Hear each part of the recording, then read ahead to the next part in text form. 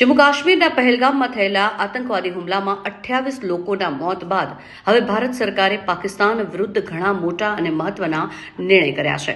બુધવારે યોજાયેલી cabinet committee on security CCSની બેઠકમાં 1960ની સિંધુ જળ સંધિને તાત્કાલિક અસરથી સ્થગિત કરવાનો નિર્ણય લેવામાં આવ્યો છે.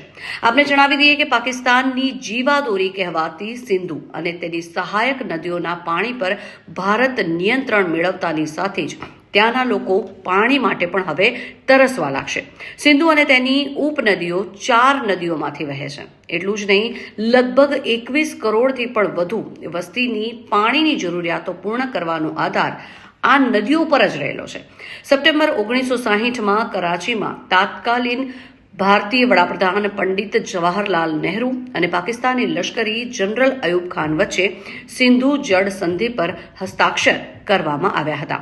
62 વર્ષ પહેલા થયેલા આ સિંધુ જળ સંધિ હેઠળ ભારતની સિંધુ અને તેની ઉપનદીઓમાંથી 19.5% પાણી મળે છે. પાકિસ્તાનને લગભગ 80% પાણી મળે છે, ત્યારે ભારત તેના હિસ્સાના માત્ર 90% જ પાણીનો ઉપયોગ કરે છે.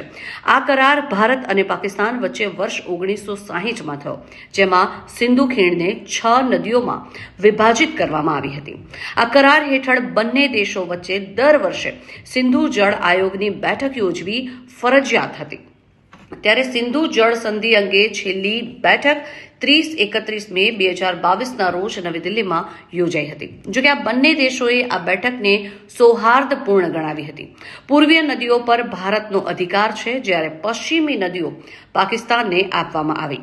આ કરાર વિશ્વ બેંક દ્વારા મધ્યસ્થી કરવામાં આવ્યો હતો, પરંતુ હવે આમાં ફેરફાર કરવામાં આવશે.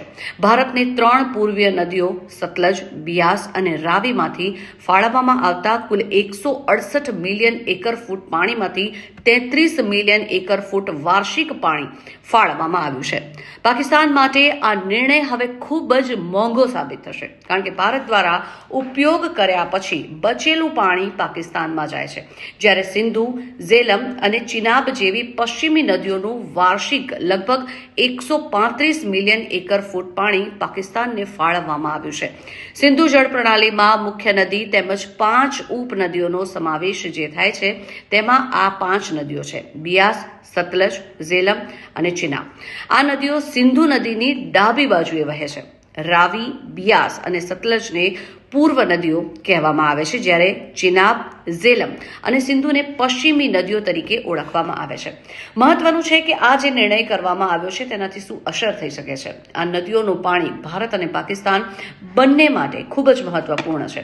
આવી સ્થિતિમાં જો આ કરાર મુલતવી રાખવો પાકિસ્તાન માટે ખૂબ જ મોંઘો સાબિત થશે.